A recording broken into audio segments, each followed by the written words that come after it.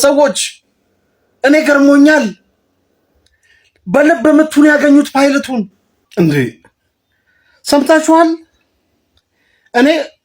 እኔ ቃል አዶን ነው ምን እንደምል በህይወቴ እንደዚህ አይነት ጉድ ሰምቼ ምንድነው ሲአይኤ ያደረገውን ሰምታችኋል? ይሄ ኢራን ውስጥ የወደቀውን ሰውዬ እንዴት እንዳገኙት ፓይለቱን ልብ ብላችኋል? ባለፈው ኢራንን ሊደበድቡ ሄደው ጄቱ ተመቶ ሁለት ፓይለቶች ወድቀው ነበረ በፓራሹት ወርደው አንዱ ወዲያው ተገኘ፣ ሬስኪው ያደረጉት፣ ሁለተኛው አልተገኘም።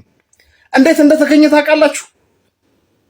እኔ ማመን ያቃተኝ ማመን ሲአይኤ የተጠቀመውን ቴክኖሎጂ ሰምታችኋል? አውቃችኋል? እኔ እንደዚህ አይነት ቴክኖሎጂ ኧረ ጉድ ነው።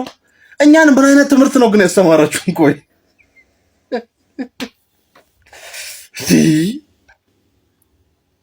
ቴክኖሎጂው ጎስት መርመር ይባላል። ቶፕ ሴክሬት እጅግ ሚስጥራዊ የሲአይኤ ቴክኖሎጂ ነው።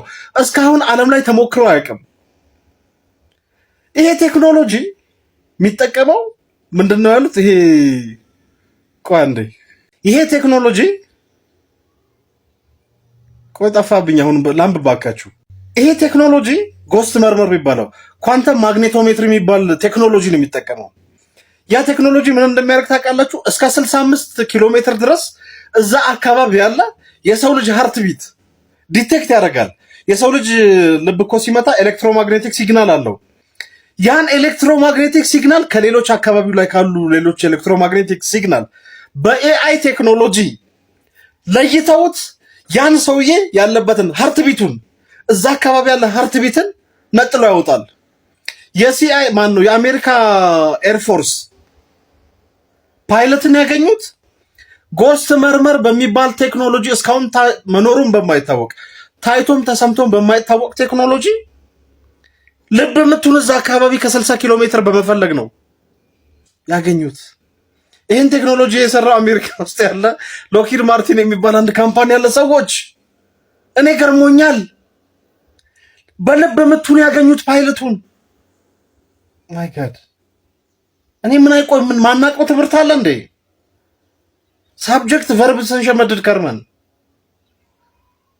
ምን አይነት ጉድ ነው? ጎስት መርመር ይባላል ቴክኖሎጂ።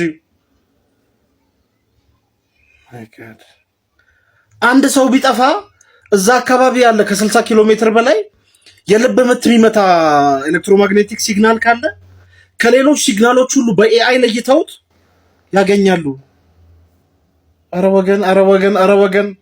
ኧረ ወገን ተለያይተናል። ኧረ ወገን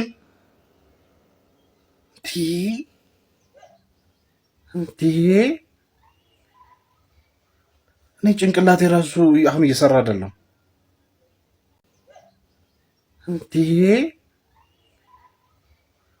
እኔ ጭንቅላቴ ራሱ አሁን እየሰራ አይደለም።